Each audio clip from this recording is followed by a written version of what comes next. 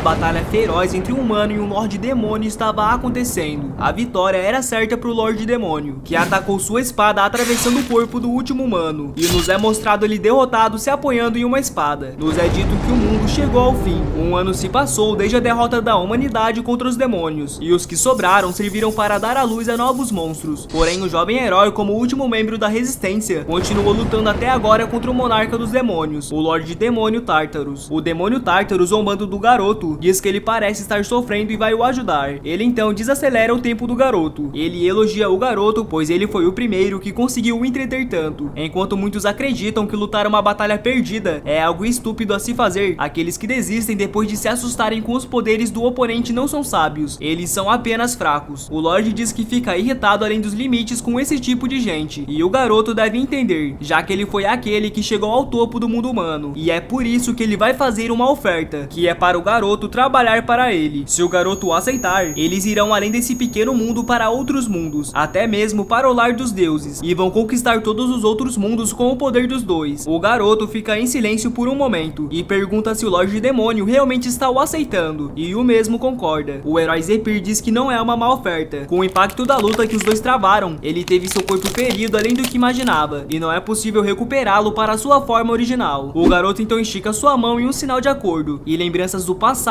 vêm à tona, onde uma mulher diz que a personalidade do Zephyr sempre foi horrível, e colocou um feitiço interessante em seu corpo. O herói então segura firmemente a mão do demônio, e diz que se fizer um movimento, seu corpo vai explodir com poderes que vão muito além do seu reino. Então essa é sua resposta à oferta do demônio. Uma luz muito forte e densa começa a expandir da mão do garoto, e uma grande explosão acontece. Em meio a essa explosão, o demônio aparece, e ele perdeu sua mão com essa grande explosão, e ele fica muito puto com isso. O Zephyr então aparece com seu corpo todo queimado da explosão, aparentemente já sem vida. O Tártaro, muito irritado, acerta o jovem, e o corpo do mesmo começa a se despedaçar. Com isso, a batalha entre os dois tinha acabado, e infelizmente ele não conseguiu se vingar pelas pessoas que amava, e tudo acabou. Pelo menos era isso que ele pensava. De repente ele aparece em um lugar estranho. Suas feridas foram completamente curadas, e sua armadura está intacta, e ele se pergunta onde está. Uma esfera azul então começa a se formar, e um ser parecido com um anjo aparece. Zephyr então tenta invocar sua espada, mas por algum motivo ele não consegue invocar. A anjo então se apresentava. Ela se chamava Mercedes, e era a representante que espalhava as palavras dos deuses. Ela afirma que o garoto já morreu, e normalmente ele seria enviado diretamente ao submundo. Entretanto, devido ao forte pedido de 3 deuses, decidiram enviar de volta para o passado com todas suas memórias e suas capacidades físicas no máximo para ter a chance de mudar o futuro. O garoto confuso se pergunta se está sonhando ou está em uma ilusão feita pelo Tartarus, mas até onde ele sabe, o Tártaro não tem esse tipo de feitiço. Ele então pergunta o motivo de darem a ele uma segunda chance. Ele acredita no que a anjo está falando, porém ele está desconfiado se tudo isso é sem ter algo em troca, e que eles devem estar querendo algo com isso. A anjo Mercedes então diz que vai compartilhar o que os deuses estão pensando agora, e eles falam que é para o garoto mostrar algo mais interessante a eles. A anjo fala que os deuses ficaram tristes com o resultado final da batalha, pois é raro ver um humano lutando até o fim, mesmo diante ao fim do mundo, e nesses 5 anos que ele lutou contra os demônios, foi algo que realmente valia a pena ver, e os deuses ficaram tristes de ver que seu mundo acabou em tão pouco tempo. De repente o Zephyr atacou um ataque poderoso na anjo. Ele se lembra de suas batalhas, e muito irritado ele pergunta se ele e os humanos eram só uma fonte de entretenimento para eles. A anjo então conjura uma magia, e um pé gigante aparece para esmagar o Zephyr. Com todas suas forças ele tentou segurar o ataque, mas acabou sendo esmagado. A Mercedes fala que os deuses estão o vendo, então é para ele ser educado. Ela continua falando que a única coisa que os deuses têm interesse é no garoto, e não em uma espécie comum como os humanos. Além disso, tem um deus que estava demandando fortemente que o Zephyr voltasse por outro motivo. Nos é mostrado então o Lorde Demônio Tartarus, e ele exige falar com o gerente, e furioso ele não aceita ter sido atingido por um humano. Nesse tempo o garoto e a anjo estavam vendo toda essa cena, e a Mercedes diz que o Tartarus levou a destruição a 10 mundos, e ele é um guerreiro que nunca perdeu uma batalha ou foi ferido, e seu objetivo é destruir todos os mundos. Mas essa estatística foi quebrada pelo Zephyr, pois ele conseguiu ferir o seu orgulho, e agora o Lorde Demônio Tartarus deseja ter uma batalha com um herói para alcançar uma vitória completa. Mercedes pergunta o que o Zephyr acha de tudo isso, e ele fala que a resposta é óbvia. Se o demônio Tártaro quer morrer, ele vai garantir isso. Uma magia de transferência então começa a ser feita, e a anjo diz que deseja o melhor para Zephyr, e espera que os entretenha. De repente o herói então desperta, e homens estavam ajudando a a acordar. Ele então se lembra desses homens e diz que deve ter voltado 10 a 20 anos, quando ele era um escravo do templo. O cara loiro diz que vai matar o Zephyr caso o irrite de novo, mas o garoto diz que não deve se importar com isso. Um garoto de repente agradece o prota por o proteger, mas o Zephyr não fazia ideia de quem era ele. Afinal já se fazem 10 anos e ele não se lembra de muitos detalhes. Ele começa a se lembrar do que o anjo falou, que se ele falar desbloquear privilégios, ele vai liberar seu poder, e em seguida ele o faz e fica surpreso com o que deram a ele. Quando ele ativou essa opção de desbloquear privilégios, todas as informações de privilégios estavam vindo para sua cabeça de uma vez só. Ele recebeu habilidades de alta classe e o garoto realmente está muito surpreso com tudo isso. De repente um homem chama pelo prota e muito irritado ele pergunta se o Zephyr está com preguiça por ser seu primeiro dia. Ele segura seu chicote com força e avança para acertar o garoto, porém ele conseguiu segurar o ataque com facilidade e em seguida se curva e diz que vai voltar ao trabalho. O garoto enquanto sai fala que viu o chicote vindo lentamente até ele, e isso se deve ao fato por conta de sua experiência de batalha, e por incrível que pareça sua mão não sofreu um único arranhão. O garoto acabou recebendo uma habilidade chamada Vontade de Ferro, que aumenta drasticamente o poder de defesa e ignora completamente qualquer dano que seja menor que seu poder de defesa, e faz com que o prota não se canse facilmente, sendo uma habilidade ótima sendo usada corretamente. Mais tarde eles vão anunciar o ranking, depois de calcular todo o trabalho de mineração de hoje, e o grupo F acabou ficando em primeiro lugar, e em segundo foi o grupo B. No entanto, todo o suprimento e compensações do trabalho do grupo que ficou em último lugar serão divididos entre os outros grupos. Dito isto, eles começam as preces à grande deusa da luz Iria e pedem salvação a ela. Já o prota diz que não vai ter salvação nenhuma. O templo de Aria é a maior religião no continente e também é a maior empresa de empréstimos no continente. A maior parte das pessoas que estão ali ou perderam sua casa para monstros ou eram aventureiros, mas foram resgatados pelo templo e se tornaram escravos para pagar suas grandes contas médicas. De qualquer forma, o Zephyr não vai poder fugir enquanto tiver esse estigma, pois não é livre para se mover da forma como quiser, e caso ele fuja do território de trabalho sem permissão, seu coração vai parar e ele vai morrer imediatamente. Mas determinado, ele diz que vai pagar suas dívidas e ter sua vingança contra o Lorde Demônio, e além disso ele vai proteger sua amada Altair. De repente, o menino que estava no grupo do Zephyr se oferece a pagar uma bebida a ele. O prota pergunta se ele tem dinheiro e o garoto responde que acabou de receber, e ele também o protegeu quando estava apanhando dos outros caras. Ele explica que como seu grupo só tem pessoas fracas, normalmente eles ficam em último lugar, então é a primeira vez que ganham dinheiro. O prota então diz que não vai extorquir uma criança e não é para se aproximar dele, pois isso vai causar problemas. Na loja, o vendedor pergunta o que ele pode fazer pelo Zephyr e o mesmo pergunta se tem água de recuperação, mas o vendedor avisa que custa 1 ouro por copo e 4 ouros por garrafa, então se for suportável é melhor que ele só deva resistir à dor. Zephyr então coloca 1 ouro e 5 pratas na mesa e diz que vai pegar o empréstimo pelo resto do pagamento. O menino já fica doido porque tem dívidas ali, é muito arriscado e as taxas adicionais do empréstimo são muito altas, mas o Zephyr tá nem aí, só fala que precisa pagar eles de volta e tá tudo certo. Nos é dito que a água da recuperação é um item popular, que recupera uma pequena parcela da saúde, e esse item possui um efeito secreto, onde seu poder mágico é aumentado caso beba uma grande quantidade. Apesar de ser pouco esse aumento de poder, o prota está com um privilégio de Hermes, que aumenta 500% o efeito de todas as poções. Um pouco tempo depois, o capitão pergunta se o Zephyr ouviu gritos de monstros vindo de dentro das minas, e o mesmo responde que sim, e é para o capitão avisar os caçadores, e em seguida ele vai os guiar para o lugar de onde ele ouviu o grito. Com um sorriso no rosto, ele diz que precisa ganhar dinheiro com masmorras. Monstros são seres que nasceram de portais com magia, e quando são derrotados soltam pedras mágicas, e os ossos e pelos são usados como materiais para itens. Antes que os humanos percebessem, monstros tinham se tornado um material precioso, com o qual não podiam viver sem. Os caçadores eram escravos que foram escolhidos por seu poder de combate e especialização em caça, e como compensação por enfrentarem os monstros, eles tinham um salário muito alto. Já na loja, o vendedor dizia que o Zephyr não podia mais receber empréstimos por conta de seu ranking. O garoto então pensava o que fazer para ganhar muito dinheiro, e até cogitou em roubar alguém, porém uma moça aparecia ao seu lado e dizia que ele poderia ganhar um empréstimo caso vendesse seus órgãos, e ele aceita na hora. Esse prota é doido, viu? O Zephyr então tomou muitas poções para ficar mais forte. Um soldado então aparece e pergunta se o garoto vai ser seu guia, e em seguida apresenta seus companheiros de equipe, Dali e Marco. Enquanto eles iam para a masmorra, um dos companheiros fala que é interessante um minerador que usa mana. O Zephyr fica em silêncio a comentários sobre ele, e em seu pensamento, ele diz que conhece apenas um desses 3 caçadores, e se tudo acontecer da mesma forma que no passado, 2 deles vão morrer nessa masmorra. Com um sorriso de psicopata, o Zephyr fala que tem uma ideia de como usar esses caras. Chegando à masmorra, nos é mostrado 3 homens. O Dióculos pede que mostre suas mãos. Assim, eles fazem o que foi pedido, e o homem coloca braceletes em seus pulsos. Ele avisa que esses braceletes estão atados com magia, e caso aconteça algo com os caçadores, o bracelete dele irá se partir e em seguida ele vai chamar reforços. Seguindo para dentro da masmorra, monstros aparecem com uma tocha em suas mãos. De repente, uma pedra era jogada para distraí-los, e em seguida 2 dos caçadores aparecem atrás das criaturas e as finalizam. Enquanto o Zephyr os guiava, era dito que o papel principal do reconhecimento é ver se existem monstros e reunir informações sobre o interior da masmorra. Com base nas informações que coletaram, eles podem criar um esquadrão de ataque adequado para o trabalho, e esse esquadrão vai ter o poder necessário para concluir a masmorra. Pelo menos é assim que as coisas normalmente acontecem. Um monstro aparece derrotado. O líder do grupo avisa que tem outro ninho do outro lado da mina, e que na outra semana os grupos de caçadores A e B foram massacrados por eles. Ele chama a atenção dos seus companheiros e pergunta se eles mesmos não devem resolver isso. Ambos os companheiros ficavam surpresos com isso, e um deles dizia que era melhor evitar tomar decisões perigosas como essas, e era melhor só coletar informações como deve ser feito. Ele continuava falando que podia ter monstros mais fortes lá dentro, e são apenas um grupo de 3 pessoas, porém o chefe dizia que estão em 4, e que podem derrotar uma masmorra facilmente. Seu companheiro irritado fala que só tem 3 pessoas, e o outro não passa de lixo, mas seu amigo o acalma, e pede para o líder explicar seu plano, e em seguida ele vai decidir se concorda ou não. O chefe então solta um sorriso, e pede para Zephyr tirar algo dentro da bolsa. Ele fala que essas são folhas de avelã. Se elas forem amassadas e misturadas com o resto de um monstro, vai surgir um aroma de monstro fêmea, que pode ser sentido a centenas de metros. E após atrair os monstros, eles vão armar uma armadilha, finalizando cada monstro que surgir. Enquanto o líder era elogiado pelo plano, o prota pensava consigo mesmo que foi ele quem ensinou o líder a fazer isso. O Zephyr avisa o líder que entrou em uma parte da masmorra para dar uma olhada sem avisar, mas só tinha encontrado um pequeno grupo de monstros restantes. Impressionado, o líder pergunta se o Zephyr tem tanta confiança em si mesmo, e o prota fala que antes de vir para a mina, ele estava a cargo do reconhecimento do seu grupo, então acabou aprendendo a como encontrar caminhos e ser sorrateiro. O líder então dá uma analisada e pergunta se os 4 juntos podem derrotar essa masmorra, e o garoto confirma que conseguem. O líder com um sorriso diz que o Zephyr é bem útil. Apesar da avelã ser difícil de ser encontrada, o prota conseguiu achar, e ainda por cima é muito bom em prepará-la, e o líder gosta de como o garoto está tentando dar os créditos por tudo que está fazendo a ele. Uma palavra do líder para o departamento de recursos humanos, e o Zephyr iria se tornar um caçador. No entanto, ele não vai fazer isso por apenas derrotar uma masmorra com monstros fracos. No fim de tudo, eles derrotaram a maior parte dos monstros, e o único problema era a qualidade baixa das pedras, já que os monstros eram muito fracos. Eles então passaram por um túnel, e um do grupo viu algo estranho. Ele se pergunta se eram ossos, e quando chegava à conclusão que era o esqueleto de um monstro, uma mão com garras gigantes o ataca, e consegue o segurar, e em seguida o joga para longe. Outro membro do grupo, vendo tudo isso, ativa sua magia, e pede que fiquem atrás dele, pois ele criou um escudo que era capaz de bloquear até ataques de um chefe orc. Porém, o monstro acertava um golpe nele que destruiu sua magia, e mais um do grupo havia sido derrotado. O chefe parece que sabe que tipo de monstro é, mas antes de falar, a cauda do monstro ia em sua direção, e a última coisa que se ouviu foram gritos. Do lado de fora, as 2 cordas do homem haviam sido partidas, o que significa que algo muito ruim estava acontecendo. Voltando para dentro da caverna, o líder estava muito ferido, e o único que podia o proteger era o Zephyr. Porém, o garoto, mesmo com a habilidade Vontade de Ferro ativa, não conseguiu bloquear todos os ataques, e em seguida o monstro que os atacou aparecia segurando um dos membros do grupo. O prota então pega uma lança, e uma magia começa a surgir na palma de sua mão. Esse é o terceiro privilégio Chave de Prata. Ela dá ao portador o poder de sempre depositar e remover itens do salão prateado. Em outras palavras, é um artefato de subespaço. O prota então fica muito sério e pede para o líder ficar atrás assistindo. Ele enrola a faixa entre sua mão e a lança e diz que vai lutar pra valer. O líder, mesmo machucado, não vai seguir o que o garoto disse, pois não quer morrer de uma forma inútil atrás de um minerador. Mas ao caminhar para a frente, ele congelava. O monstro soltou um grito muito alto que deixou o líder paralisado de medo. Diante a essa situação assustadora, o líder lembrava de uma história que seu sênior lhe contou, quando era ainda um novato. Há uns anos atrás, uma vila foi atacada por um monstro, que matou vários aldeões sem dificuldade alguma. Nos é mostrado o mesmo monstro que eles estão enfrentando agora, só que esse era um adulto e muito mais forte. Diante a essa situação, foi dito que nenhum dos aldeões conseguia nem sequer piscar, porque estavam paralisados de medo, então não puderam fazer nada até sua hora chegar. O líder então se assustou assustava, pois barulhos de cortes estavam ecoando pela masmorra. Seu rosto novamente aparecia, sem acreditar no que estava vendo. O Zephyr estava enfrentando esse monstro colossal. O monstro então tentou o atacar, mas o Prota conseguiu se desviar e avançou para o ataque. E ele diz que a planta da alma dracônica possui a habilidade de acalmar quem a consome. Junto da habilidade de Hermes, ele consegue tirar o efeito de medo que o monstro tem. Enquanto ele avança, ele diz que dos 9 privilégios apenas um é uma arma, mas ele não pode usar por causa do poder mágico requerido ser muito alto. Porém, essa esfera que ele fez tem uma poção muito forte de envenenamento, e em seguida ele joga todo esse veneno na parte da lâmina de sua lança. O Zephyr então se lembra de uma conversa antiga. Ele pergunta ao seu amigo Fade se não tem problema ele compartilhar uma receita que passou a vida inteira desenvolvendo. Rindo, Fade responde que não tem sentido esconder essas coisas quando o mundo está em ruína. O melhor a se fazer é deixar todo mundo usá-la, mas ele espera que ele use para poder matar outro pedaço de lixo e salvar mais uma pessoa. O Prota então se prepara e faz um corte profundo na criatura, que gritou de muita dor. Agora ele só precisa ficar vivo até se passar 3 minutos, até que todo o corpo do monstro esteja cheio de veneno. O garoto conseguiu novamente acertar o monstro, porém dessa vez ele era acertado pela cauda do mesmo, sendo jogado contra a parede. Sem dar tempo, a criatura estava já em sua frente para o devorar, mas tudo isso era um plano do Zephyr, para o monstro engolir uma poção de veneno. Ele consegue se desviar do ataque e já avança novamente. A criatura atacava com sua cauda de novo, mas dessa vez o garoto a segura e é jogado para cima. Ele se solta e seu foco agora é o olho, que foi acertado com perfeição. O monstro então ficou descontrolado e tentou atacar o garoto, mas a única coisa que ele conseguiu acertar foi a lança, que foi usado pelo Zephyr como arma para acertar novamente o olho da criatura. Já com outra lâmina enfiada na criatura, o garoto diz que precisa de mais um golpe para tudo isso acabar. Ele então coloca muito poder mágico em seu punho, e um poderoso ataque contra a cabeça do monstro foi feito. O líder vê tudo isso e começa a se lembrar do que disse anteriormente, e diz que foi um mal entendido mesmo que o garoto não tivesse o conquistado. O valor dele seria facilmente reconhecido, mas ele era apenas um minerador que nem pode entrar em uma masmorra, então ele precisava de um ticket responsável, que seria o próprio líder. Com um olhar sério, o Zephyr diz ao líder que precisam ter uma conversinha. Mudando de cena, em uma floresta, um homem estava de joelhos agonizando de dor. Ele disse ao homem à sua frente que tudo isso não passava de um mal entendido, e que eram colegas que entraram no templo juntos. O homem, que tem um símbolo em sua testa, ria do desespero desse homem, e com uma expressão de psicopata, ele pedia para esmagar o homem, que o fazia sem êxito algum. 2 homens já mortos então aparecem, e um deles começa a se mexer, e de repente uma centopeia sinistra sai da boca do homem, mas em seguida o Sarracco finaliza a centopeia, e dizia que o homem realmente era um adorador do mal. Nos é dito que esse cara assassinou 7 de seus membros para encontrar um verme, e um homem aparentemente importante pergunta se 1 de 7 não é uma probabilidade muito baixa, e o cara loiro diz que o examinador Matias sabe como esses bichos agem, então ele assumiu que todos os membros já tinham sido infectados também. Com uma expressão mais séria, ele continua falando que falta um mês para a Raid, e se eles não tirarem os hereges do templo quanto antes, eles vão pagar o preço. O examinador então escutou tudo isso em silêncio, mas avisa que é melhor ele entregar resultados, e não é para ele agir como um ditador, por ser do Departamento de Investigações Heréticas. Mais tarde, no Departamento de Recursos Humanos, o líder Goit estava recrutando o Zephyr para o seu time. A moça avisa que se o novo membro cometer qualquer erros de performance, o time do Goit vai perder a taxa de performance, e pergunta se ele concorda com esses termos. Todo animado, ele responde que sim, e em seu pensamento ele fala que se o Zephyr se sair bem, todo o crédito vai vir para ele, e ele ainda não consegue acreditar que conseguiu uma oportunidade dessas. Voltando para a conversa que eles tiveram no templo, espantado, o Goit pergunta o motivo dele querer fingir que o monstro nunca existiu, e se ele tá querendo dizer que vai se livrar do corpo do monstro. O Zephyr fala que só vai deixar os monstros menores, e eles podem reportar somente eles mesmos. Nos é dito que o templo é quem fica com tudo que os caçadores conseguem nas masmorras, e os escravos não têm direito a nada. Então o Zephyr quer entregar os itens para um corretor, e consequentemente vão ganhar mais. Goit diz que isso seria impossível, pois o time de vigilância fica do lado de fora da masmorra, mas mesmo que eles tenham sucesso, o time pós-processamento virá confirmar e recolher todo o loot. O Prota fica com um sorrisinho no rosto. Em seguida ele coloca a mão no monstro e usa seu terceiro privilégio de magia de subespaço, e o monstro já não estava mais ali. O líder já fica em choque, pois magias de subespaços deveriam ficar cheias com poucos itens, mas o monstro sumiu completamente, sem deixar uma única gota de sangue. Zephyr então chama pelo líder e pergunta se ele não quer ser promovido. Ele vai avançar em 3 masmorras, e o Goit pode ficar com a recompensa de conclusão, mas em troca ele vai ficar com os monstros. Pensativo, o Goit diz que já fazem 3 anos que ele é um líder de time, e como eles não têm muitas batalhas, batalhas, até 3 vitórias contra monstros mais fracos seria de grande influência no exame promocionais, e se concluírem a masmorra com alguns membros do seu time, seu rank vai aumentar já que ele é o líder. No fim, o Goit quer uma promoção, e o Zephyr só quer dinheiro, então é uma boa troca, e ele só precisa tomar cuidado para não ser pego. O Prota também pensava consigo mesmo, só que ele só queria sair do templo quanto antes, mas antes que isso aconteça, ele precisa participar da grande raid que vai acontecer no próximo mês, pois é lá que eles vão encontrar um item que causa um grande tumulto em todo o continente. Ele precisa participar dessa raid de qualquer jeito e obter aquele item para mudar o futuro. Mais tarde, o registro de Zephyr como caçador foi aprovado e ele poderá fazer parte da equipe de Goit. Enquanto caminham juntos pela cidade, Zephyr pensa sobre o exame que ele fez no passado e que não conseguiu ser selecionado para a equipe de caça que tem um limite de 20 membros. Ele precisa se destacar para entrar nesse time e felizmente ele já tem um plano para isso. De repente, Goit para e diz que vai falar com uma enfermeira sobre a situação dos seus companheiros e se estão sendo tratados adequadamente. Nesse momento, o homem responsável por cuidar dos hereges passa com seu grupo e Goit e Zephyr se curvam automaticamente, mas Sarracos sente algo estranho ao passar por Zephyr. Eles são apresentados como o time de examinadores heréticos e Goit explica que eles devem ser tratados como rankers altos, ao invés de meros escravos comuns, caso contrário serão punidos. No entanto, o pior de todos é Sarraco, que entrou para o time de examinadores para matar pessoas e não desiste de uma presa assim que põe os olhos nela, portanto é preciso ter cuidado. De repente, Sarraco para e diz que algo o incomoda, aponta para Zephyr e pergunta sobre o departamento e o nome do protagonista. Goit tenta explicar sobre as vestimentas, mas Sarraco o interrompe e faz a pergunta diretamente para Zephyr. Uma aura assassina se expande e Goit congela, enquanto os dois monstros ficam frente a frente se encarando. Sarraco diz que não há erros na postura de Zephyr, mesmo estando parado, e que ele é um expert de alto nível, o que é muito estranho, já que os escravos passam por um teste de performance antes de serem designados para um departamento, mas mesmo assim Zephyr foi transferido do departamento de mineração para a equipe de caça. O time de examinadores heréticos então cercam Zephyr, e Sarraco, confiante de que eles podem vencer, faz uma pergunta. Ele pergunta se o Zephyr já ouviu falar sobre os adoradores do deus demônio, e que ele tem a habilidade de reconhecer discrepâncias que os diferenciam da maioria das outras pessoas, e seus instintos dizem que Zephyr é muito perigoso. Então Sarraco aponta sua lâmina para Zephyr e diz que ele vai responder a todas as perguntas que forem feitas. Zephyr pede para eles irem para outro lugar, pois há muita gente olhando, e se eles verem algo infeliz, Sarraco não poderá manter sua honra. Sarraco, irritado, diz que a luta será ali mesmo. Um campo vermelho aparece em volta de Zephyr, e todos os aliados de Sarraco terão suas habilidades aprimoradas ao entrar nele. O Zephyr fica em posição de combate, e o Sarraco acha estranho, mas mesmo assim avança e ativa sua habilidade de acelerar, desferindo vários golpes contra o protagonista. No entanto, os ataques são bloqueados, e o Zephyr contra-ataca ferindo o vilão, que se impulsiona para trás e acerta a perna do Prota sem sucesso. O Zephyr continua a desferir socos, até que o Sarraco fica inconsciente. De repente, Zephyr é atingido por uma estrela da manhã pelo gigante bombado, que pede para lutar contra ele também. Ele tenta atacar novamente, mas Zephyr consegue desviar. O líder Goit pensa que se o Zephyr vencer, o Sarraco não poderá relatar aos oficiais, mas se o Zephyr perder, os dois serão presos. Durante a luta, o protagonista bloqueia todos os ataques, mas percebe que seus inimigos ficam mais fortes quanto mais tempo ficam no campo vermelho. O grandão começa a puxar o Zephyr para frente, e o Sarraco faz um corte com velocidade absurda no Prota, dizendo que a brincadeira acabou e que ele vai sofrer. O Sarraco avança para acertar o golpe final, mas é interrompido por um poderoso ataque em sua cabeça, que quebra até o chão. Novamente, ele fica inconsciente, e o Prota o segura pelo cabelo e o finaliza com uma joelhada na cara. Sem perder tempo, o cara das correntes tenta puxar o Prota, mas este o atinge com as correntes, surpreendendo a todos. O Sarraco pergunta quem é o Zephyr, mas o Prota dá as costas e diz que ele não merece uma resposta. Um homem que observava tudo de dentro de uma casa e está surpreso com o garoto, pois alguém o enviou. Enquanto o Prota saía do local, ele diz que é hora de dar o próximo passo, mas cai no chão por ter esgotado sua mana para vencer a luta. De repente, um ser medonho chamado Shylock sai de um portal em busca do garoto, sob a autoridade do deus dos empréstimos, Usra. Como a mana do garoto chegou ao zero, a habilidade Parede de Ferro começará a coletar a dívida de fadiga e dano acumulados ao usar essa habilidade. Shylock começa a calcular o dano do Zephyr, e quando a contagem regressiva está completa, o garoto tenta se mover, mas cai no chão. Ele rasga uma faixa do pulso e toma um pequeno frasco de recuperação, fazendo com que o sino gigante prestes a cair sobre ele pare. Uma quantidade de mana foi confirmada, e a coleta da dívida foi adiada adiada para outra ocasião. No chão, o protagonista solta risadas e diz que o deus Usura o subestima demais. É óbvio que ele já estava preparado para uma situação como essa. Afinal, ele é um expert que sobreviveu por um ano, mesmo após a extinção dos humanos. Então não é muito difícil evitar a coleta. Por fim, o deus furioso destrói algo que está em suas mãos. Depois de um tempo, o protagonista acorda e se pergunta se ficou inconsciente e onde está. De repente, a mulher do templo aparece e é mostrado que ele está preso em cima de uma cama. Ele pergunta a ela o que tudo isso significa e ela responde que este é o seu local de trabalho e que o empréstimo do garoto acabou em 1 hora. A mulher então fica com uma expressão assustadora e com uma faca na mão diz que sabe que ele saiu por aí se metendo em coisas perigosas. Se ele continuar agindo assim, eles não vão ter motivos para acreditar que ele vai pagar sua dívida. Ela aproxima a lâmina bem perto do olho do protagonista e pergunta se ele está pensando em passar a perna neles. O protagonista diz que na verdade só está esperando a recompensa da masmorra, que será paga na próxima semana, mas a moça ainda está muito irritada, porque ele ainda precisa pagar os empréstimos que fez na loja. Os capangas cortam as cordas e colocam a mão do garoto em cima de uma mesa, e a mulher fala que vão cortar um dedo dele, para que ele não se esqueça de suas dívidas com o templo. O homem levanta a faca e o garoto fala algo que faz o homem parar, quando a lâmina está bem próxima de seus dedos. A moça fica surpresa e pergunta quem era o Zephyr de verdade. Ela manda os homens se retirarem e pergunta como o protagonista sabia seu nome, e o mesmo responde que não tem como esquecer esse nome e que deve chamá-la de Rosa Branca. Nos é dito que essa moça tem duas personalidades, uma é a irmã do templo da Luzana e a outra é a corretora Rosa Branca, que tem conexões com o submundo e troca cadáveres de monstros, equipamentos e informações pelas pessoas. O Zephyr diz que é impossível tentar concluir uma raid de dungeons com equipamentos baratos, e é por isso que ele vai negociar com essa moça para conseguir alguns equipamentos melhores. Mais tarde é mostrado Sarrako, que ainda está muito revoltado e jura que vai matar o Zephyr. Um homem então aparece, é o cara que estava vendo a luta do Zephyr e do Sarrako. Ele diz para o outro ficar deitado e conta que ouviu histórias sobre o que aconteceu com o Sarrako e diz que não era algo que o Ned precisasse se preocupar, mas de repente uma faca corta sua boca e o homem diz que ouviu o dia inteiro sobre o ocorrido. Então como ele ousa falar que não precisa se preocupar? O Lord Matias sempre disse para não fazer coisas que envergonhassem a organização, mas Sarrako apanhou na frente dos escravos como um cachorro inútil. Sarrako olhava assustado enquanto Ned cortava sua boca. Ned continuava falando que o motivo para Sarrako sair impune dos seus atos era graças às expectativas que as pessoas tinham sobre ele. Quando Sarrako encontrou um demônio, até mesmo Ned achou que ele tinha um talento especial. Entretanto, o número total de adoradores que ele capturou nos últimos 6 meses, incluindo o adorador que ele encontrou, é apenas 2. O alto escalão está muito decepcionado com ele e se questionam até quando precisam aturá-lo. Agora ele conseguiu transformar o departamento sagrado em motivo de piada para todo mundo. Sarrako, apavorado, se jogava no chão e pedia só mais uma chance, e Ned fala para ele matar Zephyr e depois vão ver o que fazer com ele. Ned joga uma bolsa para Sarrako contendo uma esfera negra. Ele avisa que isso foi encontrado pelo último adorador que Sarrako havia capturado e que ele é quem vai decidir se vai usá-lo ou não, mas é para Sarrako saber que não tem muito tempo para decidir a forma como vai realizar sua tarefa, então ele deve tomar uma decisão que não vai se arrepender depois. Após sair do quarto, Ned avisa seu subordinado para ficar de olho em Sarrako e para não causar problemas. Ele continua falando que não aceitou Sarrako por conta de talento. O verdadeiro motivo era para tirar a atenção deles, pois eles são adoradores do demônio. Ned pede para seu subordinado ficar de olho em Zephyr, pois ele está usando técnicas de artes marciais demoníacas. Os únicos que conhecem essas técnicas são o mestre e outras 4 pessoas. Ele até se pergunta se Zephyr é um enviado pelo deus demônio, mas isso não faz sentido, pois seria avisado. De qualquer forma, ele vai usar Sarrako para saber de que lado o garoto está, e caso não seja o deles, ele mesmo vai eliminar Zephyr. Voltando para a Rosa Branca, ela está bem espantada, pois tem a cabeça de uma criatura muito forte em sua frente. O garoto pergunta se ela gostou disso, e ela fala que vai organizar as coisas. Ela cita vários itens que o protagonista pediu, e diz que podem conseguir tudo, mas vai custar 5.000 de ouro, o que equivale a 3 predadores. Zephyr responde que não tem problema, e em 3 semanas ele vai conseguir, então é para ela preparar os itens até lá. Mas antes disso, ele precisa de outro favor. Na manhã do outro dia, o time de Goit está reunido, e ele mesmo se apresenta sem armadura. Ele parece ser bem gentil, e diz que Marco é o tanque do time, e Dali está no time há apenas 3 meses, mas tem habilidades bem impressionantes. Por último, Zephyr é um novo integrante do grupo. Goit está falando consigo mesmo sobre o porquê de todos estarem com cara fechada, já que Zephyr será de grande ajuda. Por outro lado, Marco acha que o novato não gostou muito deles, talvez por causa da cerimônia de boas-vindas que não foi muito grandiosa. De repente Zephyr, com uma expressão séria, diz que vai falar algo e coloca uma bebida rara em cima da mesa, deixando todos curiosos. Ele serve então seus companheiros e eles brindam. Zephyr explica que em sua vida passada trabalhou com a equipe de Goit e portanto já sabia o que fazer com ele, mas sobre os outros dois ele não tem nem ideia, já que eles foram mortos na masmorra. Ele se pergunta se deve se livrar deles, mas vai esperar um pouco e depois decidir. Zephyr comenta que quando se trata de humanos, eles sempre ficam do lado de quem pode satisfazer seus desejos e necessidades. Se eles desejam riqueza, dê dinheiro. Se quiserem sucesso, dê resultados e dê respeito àqueles que são orgulhosos de si mesmo. No entanto, sempre há exceções quando se trata da última regra. Mesmo assim, o protagonista não é do tipo que é bonzinho com quem ficam encarando. Bom, galera, o vídeo vai ficando por aqui. Já se inscreva e deixa seu like aí, pois esse vídeo deu um trabalhão danado. E claro, quem chegou até aqui comenta o que achou da edição. Dito isto, até a próxima.